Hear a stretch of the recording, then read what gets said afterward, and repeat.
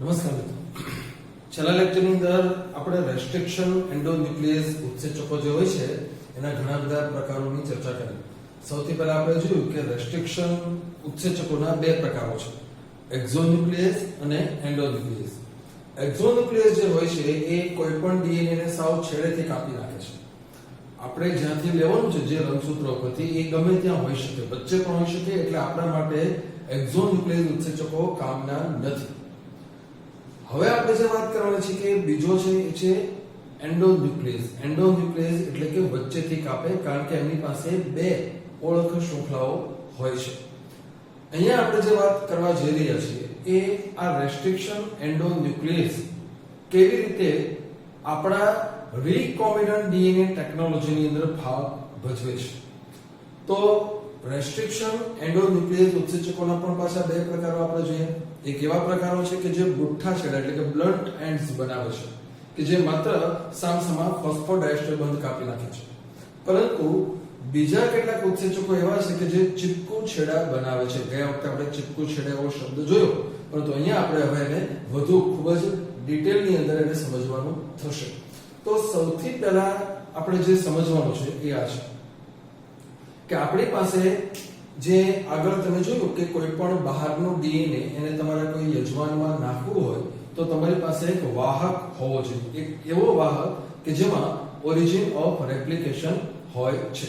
એટલે સૌપ્રથમ આપણે જે વાત કરી છે, ફોર એક્ઝામ્પલ ઇન્સ્યુલિન માટેનું જનીન છે, તો ઇચ્છિત ડીએનએ જે હોય છે એને આપણે અહીંયા બતાવીએ.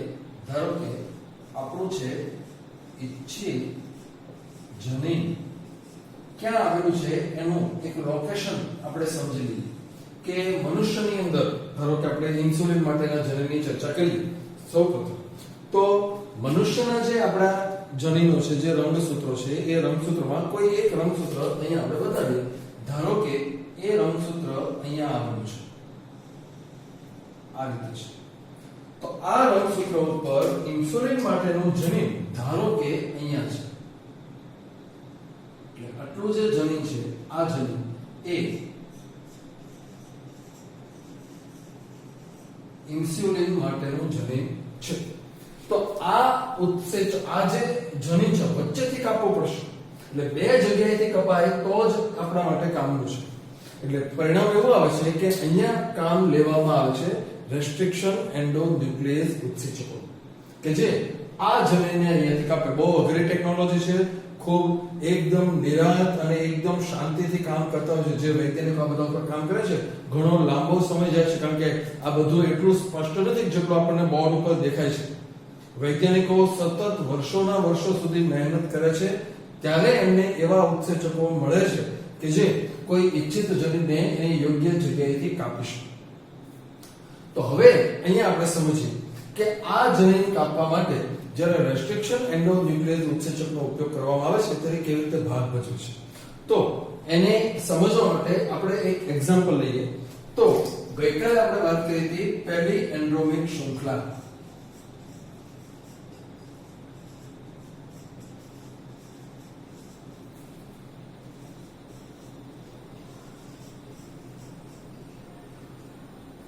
પહેલી એન્ડ્રોમિક શૃંખલા એ મોટાભાગે ઓળખ જગ્યા તરીકે જોવા મળે છે.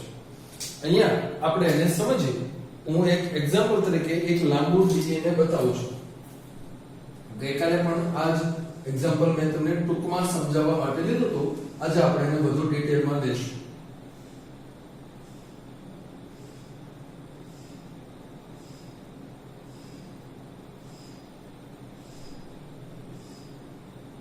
અહીંયા આપણે બતાવ્યા 5 પ્રાઇમ એન્ડ, આ 3 પ્રાઇમ એન્ડ છે, અહીંયા છે 3 પ્રાઇમ એન્ડ, અહીંયા છે 5 પ્રાઇમ એન્ડ. તો G A A T T C આવો એક પહેલી એન્ડોમિક કણ આપણે લીધો. G A A T T C આ જ આગળનું જે છે ગમે તે હોઈ શકે. અહીંયા T તો અહીંયા A હશે, અહીંયા C તો અહીંયા G હશે. પરંતુ આટલામાં આખું જે ક્રમ છે તો કન્ટિન્યુઅસ ગમે તે હશે, આખું લાંબુ ડીએનએ છે. આપણે અત્યારે એની પર ચર્ચા કરતા નથી, પરંતુ જે ઉત્સેચકની આપણે વાત કરીએ છીએ તો એ ઉત્સેચકો શું કરે છે? તો પહેલી એન્ડ્રોમિક જે શૃંખલા હોય છે એને કેન્દ્રથી થોડી દૂર બાજુ યાદ રાખજો. આ પહેલી એન્ડ્રોમિક શૃંખલા છે 1 2 3 4 5 6 આ 6 નાઇટ્રોજન બેઝની બનેલી પહેલી એન્ડ્રોમિક શૃંખલા છે. એટલે પહેલી એન્ડ્રોમ જે છે આ ડીએનએ માં પહેલી એન્ડ્રોમ અહીંથી શરૂ કરીને આટલો અહીંયાથી શરૂ કરીને આટલો પહેલી એન્ડ્રોમ કહેવાશે. બહારનું જે છે બાકીનું છે. તો એન્ડોન્યુક્લિયસ ઉત્સેચકો શું કરે છે કે જે પહેલી એન્ડ્રોમ હોય છે એના કેન્દ્રથી દૂર પણ વિરુદ્ધ દિશામાં, દાખલા તરીકે અહીંયા તમે જો 1 2 3 4 5 6 નાઇટ્રોજન બેઝ છે એટલે એનું કેન્દ્ર અહીંયા 3 અને 4 ની વચ્ચે આ આવશે, પરંતુ એનાથી દૂર પણ વિરુદ્ધ દિશામાં. દરેક ઉત્સેચકો ખૂબ જ વિશિષ્ટતાથી કામ કરતા હોય છે. અત્યારે આપણે એક એક્ઝામ્પલ જે ઉત્સેચકનું લઈએ છીએ એ કેવું છે એ પહેલા આપણે સમજી લઈએ કે અહીંયા જે રેસ્ટ્રિક્શન એન્ડોન્યુક્લિયસ ઉત્સેચકની આપણે વાત કરીએ છીએ એ એવો છે કે જે આખા ડીએનએ માં, આખું જે લાંબુ સરળ ડીએનએ છે, હજારો નાઇટ્રોજન બેઝ એમાં હોય છે. આખા ડીએનએ માં બે કામ એને કરે છે.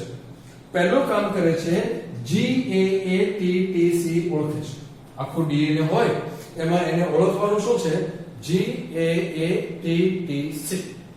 આ ઓળખ્યા પછી કાપે ક્યાંથી? તો કે G અને A ની વચ્ચે. અહીંયા G અને A છે, અહીંયા G અને A છે. યાદ રાખજો, વિરુદ્ધ દિશાથી કેન્દ્ર અહીંયા છે એક બાજુ અને આ બીજી બાજુ. યાદ રાખજો, હું જે ઉત્સેચકની વાત કરું છું એની વાત કરું છું કે આ અહીંયાથી કાપે છે. સૌથી પહેલું એને શું કરવાનું છે? GAATTC ઓળખવાનું અને G અને A ની વચ્ચે કાપવાનું. એટલે આખું રંગસૂત્ર હોય, ઉત્સેચક આખા ડીએનએ ઉપર ફરી વળશે બધે. એટલે ક્યાં અટકશે? જ્યાં એને આવો ક્રમ મળશે ત્યાં. ઓકે, આવો ક્રમ મળી જાય ત્યારે એ કાપ મૂકે છે G અને A ની વચ્ચે. એટલે કે અહીંયા એને કટ મૂક્યો.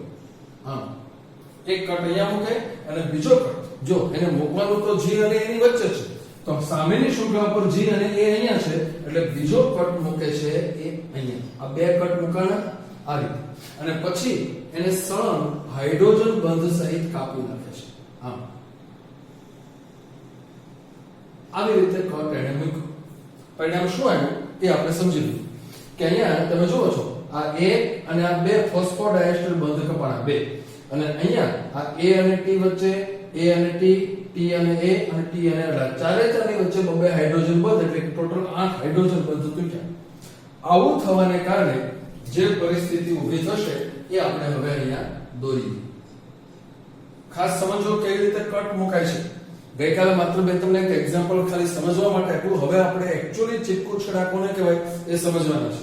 તો અહીંયાથી કટ મુકાય છે, પરિણામ એવું આવે છે, ખાસ જોજો કે આ બંધ તૂટી ગયો છે. એટલે હવે અહીંયા 1 2 અને 3 હું બતાવું છું. આમ છે, આ છે. તો અહીંયા આ G છે, આ ટુકડો G છે, એની સામે અહીંયા છે આ C. આ C છે, પણ તમે જોવો છો આનો આ છેડો તો લાંબો છે. જે 4 નાઇટ્રોજન બેઝ આમ છે, 1 2 3 અને 4. આ 4 નાઇટ્રોજન બેઝ કયા છે? T T A A, T T A A. આમ છે. તો બાકીનું બધું જે અહીંયા હતું એ તો છે જ. આ છે C, અહીંયા છે G. એટલે અહીંયા આ 5 પ્રાઇમ અને આ 3 પ્રાઇમ, એનો આ છેડો અહીંયા છૂટો. આટલા ટુકડાની વાત કરીએ. હવે આ બાજુનો જે ટુકડો છે એમાં આપણે જોઈએ તો C અને G કન્ટિન્યુ છે. એટલે અહીંયા આપણે જોઈએ કે આ છે એ C છે અને એની નીચે અહીંયા આ G છે. આ બાજુ સળંગ છે, અહીંયા T છે, અહીંયા તમે જુઓ કે આ A છે, એટલે અહીંયા આ A છે. પરંતુ હવે જોવાનું છે કે આ બંધ તૂટી ગયો છે G અને A ની વચ્ચે, કે આ G છે અહીંયા પૂરું થઈ ગયું છે, પણ ઉપરનો જે છેડો છે એ લંબાયેલો છે. અહીંયા C પછી હજુ T T A A, એટલે આવા 4 નાઇટ્રોજન બેઝ હજુ બાકી છે. અહીંયા છે 1 2 3 અને 4 એ છે. અહીંયા A T અને T. તો હવે તમે અહીંયા જુઓ આ આખું અહીંયા સળંગ છે, ગમે તે દિશામાં હશે. તો આ બે જે છેડા ભેળ્યા, આ બંને છેડાઓ એને કહેવામાં આવે છે ચીપકું છેડાઓ. ચીપકું છેડાઓ કારણ તો કે આ જ એવો ભાગ છે, પ્રલંબિત ભાગ જેને આપણે કહીએ છીએ. પ્રલંબિત એટલે વધુ લંબાયેલું, કેન્ટિલીવરની જેમ લંબાય છે. આ જ ભાગ એવો છે જે બીજા ડીએનએ સાથે બંધ બનાવી શકે છે. હવે આપણે શું જોશું તો કે આ ડીએનએ નો જે ટુકડો છે, ધારો કે આ ઇન્સ્યુલિન માટેનું જનીન છે, એને આપણે આ રીતે કાઢીએ. પરિણામ શું આવે છે એ હવે આગળ સમજીએ.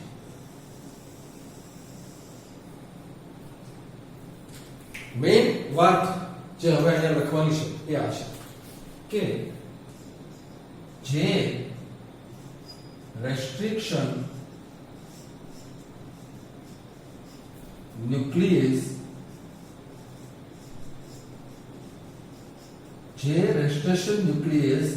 દ્વારા ઇચ્છિત ડીએનએ કાપવામાં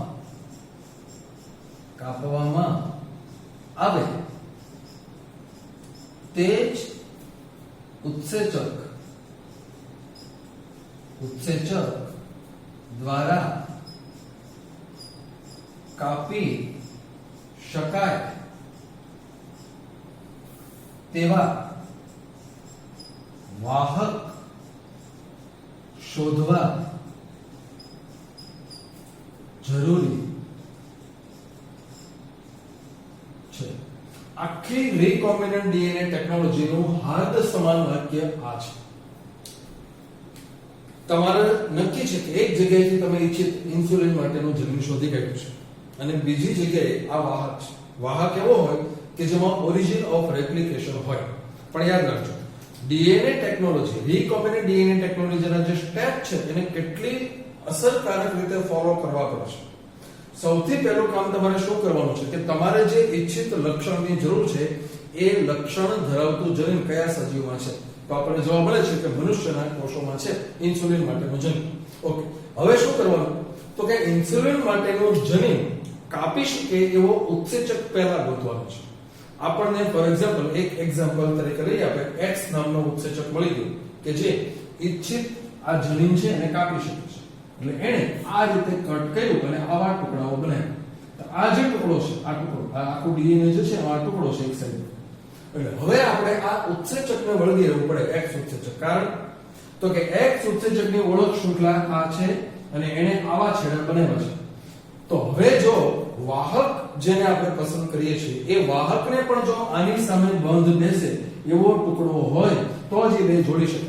એટલે કે વાહકમાં જે પ્રલંબિત છેડો બને એ કેવો હોવો જોઈએ તો ધારો કે આ જે ટુકડો છે આપણું જનીન છે, તો અહીંયા TTAA હોય એવો ટુકડો હોય તો જ અહીંયા જોડી શકાય. અને એવો ટુકડો બને ક્યારે જો તમે X ઉત્સેચક વડે કાપો તો. કારણ કે દરેક ઉત્સેચકની ઓળખ શૃંખલા વિશિષ્ટ હોય છે. ગમે તે ઉત્સેચક વડે ઇન્સ્યુલિનને કાપો અને ગમે તે ઉત્સેચક વડે વાહકને કાપી નાખો એવું બને નહીં. કારણ તો કે બે સામસામા છેડા પૂરક હોવા જોઈએ. એટલે એવું નથી કે તમને એક વખત ઇન્સ્યુલિન માટેનું જનીન મળી ગયું પછી XYZ કોઈ પણ વાહકમાંથી તમે લઈ શકો એવું ન બને. વૈજ્ઞાનિકો રાત દિવસ મહેનત કરે છે ત્યારે એમને કોઈ એવો વાહક મળે છે કે જે આના આ જ ઉત્સેચક વડે એ વાહકને કાપી શકાય. જો આપણે આગળ ઘણું બધું ભણવાનું છે. કાપે જેટલું જરૂર નથી, કઈ જગ્યાએથી કાપે છે પણ બહુ અગત્યનું છે. પણ એના માટેની બધી ચર્ચાઓ આપણે ધીરે ધીરે સ્ટેપ બાય સ્ટેપ આ બધા લેક્ચર્સમાં કરીશું. અત્યારે આપણે ધારી લઈએ કે ધારો કે આ ઉત્સેચક જે છે એના વડે કપાય એવી એક વાહકની શૃંખલા, ડીએનએ ની શૃંખલા આપણને મળી. તો પરિણામ શું આવશે કે જે ઉત્સેચક વડે તમે આ ડીએનએ ને કાપ્યું છે, કયું ડીએનએ? ઇન્સ્યુલિન માટેનું ડીએનએ, એ જ ઉત્સેચક વડે કાપી શકાય એવો એક વાહક તમને મળે છે. પરિણામ એવું આવે છે કે એ જે વાહક છે એની શૃંખલા આપણે અહીંયા બતાવીએ. આ જે ઇન્સ્યુલિન માટેનું જે છે, આ ઇન્સ્યુલિન એટલે આપણે બતાવીએ કે આ એક ઇચ્છિત જનીન છે. ઇચ્છિત જનીન છે. હવે આપણે વાહક ડીએનએ એની ચર્ચા કરીએ. તો સેમ અહીંયા આ વસ્તુ બતાવી શકાય કે જેવી રીતે ઇચ્છિત જનીનમાં આ ક્રમ મળ્યો અને કપાણો, એવી જ રીતે વાહક પણ એ જ ક્રમ ધરાવે છે. પરિણામ એવું આવશે કે એની ઉપર એને જ્યારે આ જ ઉત્સેચક વડે કાપવામાં આવશે ત્યારે એની ઉપર પણ આવા જ પ્રલંબિત ભાગ બની જશે.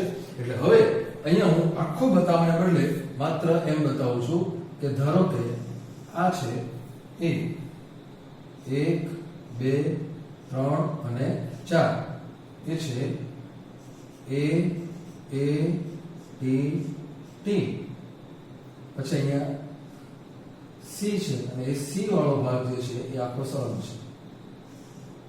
અહીંયા G છે, અહીંયા આગળ આ T છે અને અહીંયા આ A છે. આ જે છે એ વાહક શૃંખલા છે, આ વાહક DNA છે. એ બધા ન્યુક્લિયોટાઇડ હશે.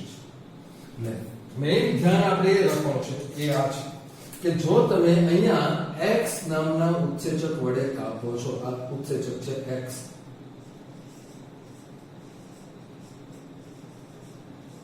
તો આ પણ X ઉત્સેચક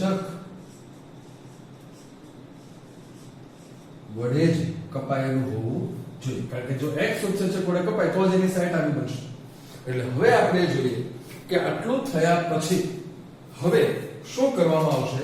તો કે આ જે છે એની સાથે હવે આપણે આ બતાવીએ. અહીંયા આ ઈચ્છિત જનીન જે છે એ આમ છે.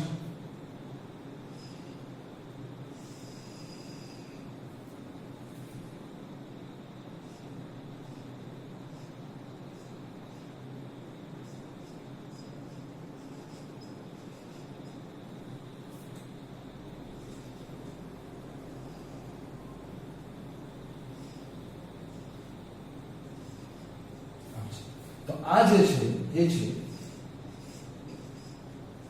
ઈચ્છિત જનીનનો ટુકડો. આ ઈચ્છિત જનીનનો ટુકડો જે આપણે પહેલા કાપ્યો છે, અહીંયા જે કાપેલો છે, આ જે છે એ વાહક ડીએનએ છે. એટલે હવે જ્યારે એને જોડીએ યોગ્ય લાઇગેઝ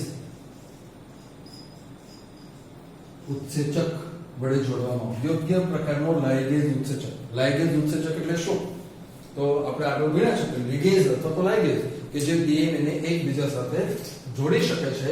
તો પરિણામ એ હવે આવું આવશે કે આ જે ડીએનએ છે એ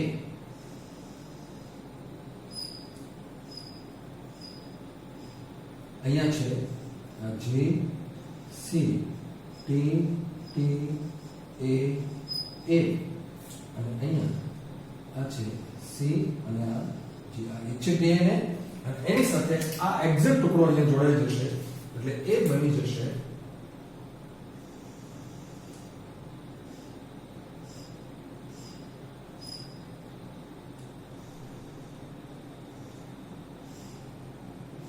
આમ છે. તો C અહીંયા છે G, અહીંયા T T A A અને અહીંયા આ T આખી લાંબી શૃંખલા. તો આ જે જોડાણ થયું છે તમે જોઈ શકો છો અહીંયા કે અડધું લાલ અને અડધું બ્લેક બતાવ્યું છે. લાલ આપણે જે લઈએ છીએ એ ટુકડો વાહક માટે છે અને બ્લેક જે છે એ ઈચ્છિત જનીન માટે છે. તો આ સિસ્ટમ એ રીકોમ્બિનેન્ટ ડીએનએ ટેકનોલોજી એનો પાયો છે. આ બંનેનો જે મેઇન હાર્દ છે એ આ છે કે ઈચ્છિત જનીન અને વાહક એ બંનેને એક જ ઉત્સેચક વડે કાપવા જરૂરી છે. જો ન કપાય તો જોડાણ થઈ શકે નહીં. કારણ કે જો અલગ અલગ ઉત્સેચક હશે તો પ્રલંબિત છેડાઓ જુદા હશે. હવે આપણે જે સમજવાનું છે કે આ આખી જે શૃંખલા છે, જે આખી પદ્ધતિ તમને અહીંયા બતાવવામાં આવી છે, એને આખા પરિપ્રેક્ષ્યમાં એટલે કે એક આખો ચાર્ટ સળંગ એ આપણે કેવી રીતે બને છે એ જોઈએ. તો આખી જે પ્રક્રિયા છે એમાં અહીંયા જે ઈચ્છિત જનીન આપણે બતાવ્યું છે એને આમ બતાવીએ. આ ઈચ્છિત જનીન છે, આમ છે ઈચ્છિત જનીન છે.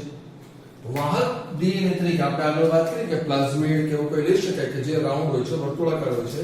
તો અહીંયા આપણે બતાવીએ કે ધારો કે એક વાહક તરીકે ઓળખાયેલું જે છે એ ડીએનએ આ રીતે છે, સર્ક્યુલર ડીએનએ છે.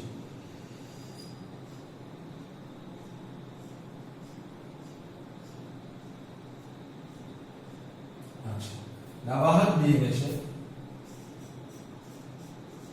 વાહક ડીએનએ, અને અહીંયા આપણે બતાવીએ છીએ આ છે ઇચ્છિત. હવે આપણે શું કરશું તો એક જ એટલે કે સમાન ઉત્સેચક ની પ્રક્રિયા જ્યારે કરવામાં આવશે ત્યારે શું થશે તો આ જે ઇચ્છિત ડીએનએ છે એ આ રીતે કપાશે.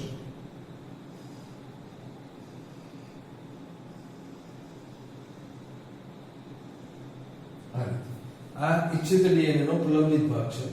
તો બીજી બાજુ જે આ ઉત્સેચક છે, જે આ ડીએનએ છે એ આમ કપાશે.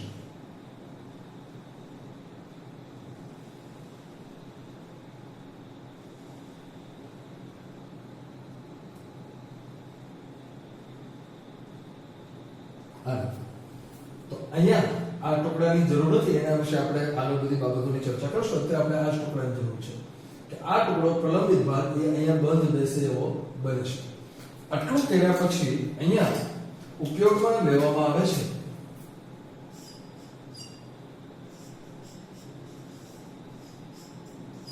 લાઇગેઝ ઉત્સેચક. લાઇગેઝ ઉત્સેચક પરિણામ એવું આવશે કે હવે આ જે ટુકડો છે, આ ટુકડો જે ઇચ્છિત ડીએનએ છે, આ ઇચ્છિત ડીએનએ નો ભાગ છે, અને એની સાથે આ જે બંધ બેસતો ભાગ છે એ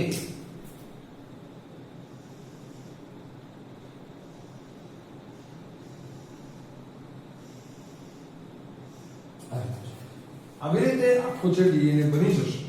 અહીંયા આપણે બતાવીએ કે આ આખું ડીએનએ એને RDNA તરીકે ઓળખવામાં આવે છે. આ બની ગયું છે રીકોમ્બિનન્ટ ડીએનએ. એટલે રીકોમ્બિનન્ટ ડીએનએ ટેકનોલોજીમાં ખાસ અગત્યની વસ્તુ એ છે કે જે બે ડીએનએ આપણે લેવાના છે એ એવા હોવા જોઈએ કે જે એક જ ઉત્સેચક વડે કાપી શકાય. હું ફરી વખત હવે તમને સમજાવું છું કઈ કઈ બાબતો સ્ટેપ બાય સ્ટેપ આપણે કન્ફર્મ કરવાની છે. તો પહેલું કન્ફર્મ કરવાનું છે કે જે લક્ષણની તમારે જરૂર છે એ લક્ષણ માટેનું જનીન ક્યાં છે. તો એ આપણે કોઈ પણ રંગસૂત્ર ઉપર ગમે તે સજીવમાં ગમે તે રંગસૂત્ર ઉપર મેળવ્યું. એટલે પહેલી શોધ એ જનીનની કરી ક્યાં છે. ત્યારબાદ શોધ શેની કરવાની છે કે આ જનીનને એક્ઝેક્ટલી જેમ છે એમ જનીનને ડિસ્ટર્બ ન થાય એવી રીતે કાપાય એવો ઉત્સેચક કયો છે. ઘણા બધા ઉત્સેચકો નો ઉપયોગ કર્યા પછી આપણને મળી આવશે એકાદો ઉત્સેચક કે જે જનીનને યોગ્ય રીતે કાપી શકે. ઘણી વખત એવું બને કે એની ઓળખ શૃંખલા હોય, એક ઉત્સેચકની ઓળખ શૃંખલા છે પણ એ જનીનની વચ્ચે હોય તો જનીન ડિસ્ટર્બ થઈ જશે, નાશ પામશે. એટલે આપણે એવો ઉત્સેચક શોધવો પડે કે જેની ઓળખ શૃંખલા ક્યાં હોય એ જનીનની આગળ પાછળ, એટલે કે આખું જનીન એક સળંગ રીતે કાપી શકે એવો એક ઉત્સેચક શોધવાનો છે. એટલે પહેલા જનીનની શોધ કરી, પછી જનીનને કાપી શકે તેવા ઉત્સેચકની શોધ કરી.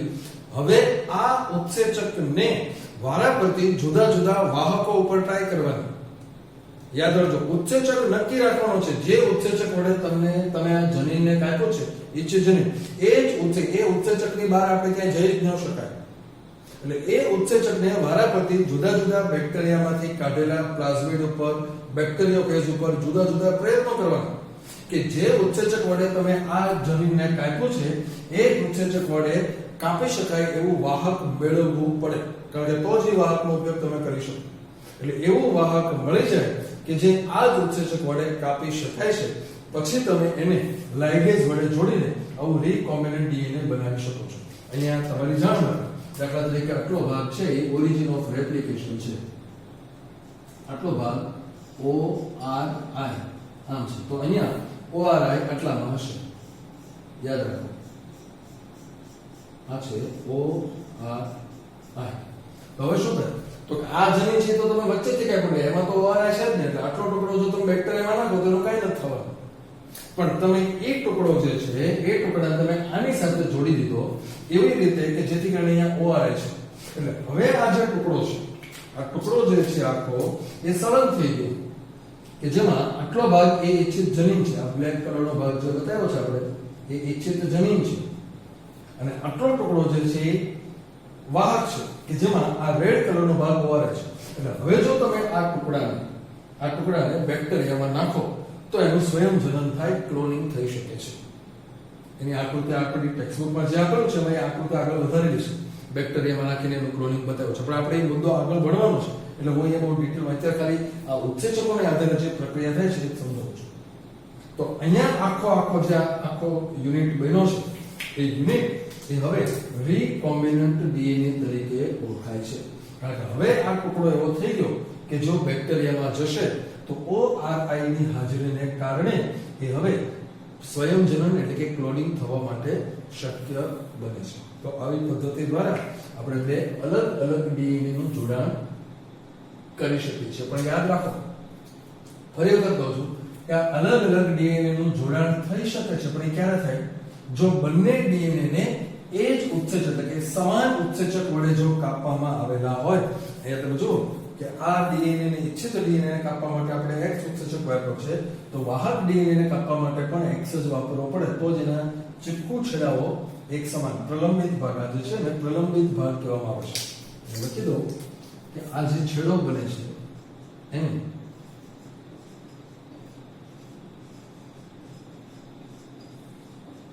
પ્રલંબિત ભાગ કહેવામાં આવે છે કે જે ચીપકુ છેડો છે, ચોંટી શકે છે. લાઇગેજ ઉત્સેચકો એને આની સાથે જોડીને આવું રીકોમ્બિનન્ટ ડીએનએ બનાવે છે, અને એ ડીએનએ કોઈ યજમાનની અંદર સ્વયં જનન પામવા માટે સક્ષમ બનતું હોય છે. તો આવી રીતે એ ડીએનએ જે હોય છે એને આપણે કટ કરી શકીએ છીએ. હજુ આ બધી બાબતો આગળ ખૂબ ડિટેલમાં ભણવાની આવશે, સ્ટેપ બાય સ્ટેપ, કારણ કે આ બધા ટોપિક્સ એવા છે કે જેમાં તમે આગળ ઉપર જે તકેદારી રાખવાની છે એની તૈયારી અત્યારથી કરવામાં આવે છે. સ્ટેપ બાય સ્ટેપ બધું થતું હોય છે, પણ અત્યારે આપણે કોઈ એક ટેકનોલોજી અથવા તો કોઈ એક પ્રક્રિયા શું કામ કરીએ છીએ એનો જવાબ એકચ્યુઅલી તમને આગળ મળશે. આ વિજ્ઞાન એવું છે કે જે આપણે નવું ઉત્પન્ન કરેલું છે, આપણે શોધેલું છે. એટલે જેમ વૈજ્ઞાનિકોને પ્રયત્નો કરતા જે તકલીફ પડે છે એનું સોલ્યુશન દર વખતે એ લોકો ગોતતા હોય છે, અને એને કારણે ટેકનોલોજી ધીરે ધીરે ડેવલપ થતી હોય છે. તો બાકીના જે ઉપકરણો અત્યારે આપણે વાત કરીએ છીએ રીકોમ્બિનન્ટ ડીએનએ ના ઉપકરણો, તો બાકીના જે સિદ્ધાંતો છે એની નોંધ આપણે નેક્સ્ટ લેક્ચર્સની અંદર કરીશું. અત્યારે બોર્ડ ઉપર આપણે જે કંઈ સમજાય છે એની એક PDF કોપી તમે વિડીયો ડિસ્ક્રિપ્શનમાં નીચે જે લિંક આપેલી છે એની પરથી ડાઉનલોડ કરી શકો છો.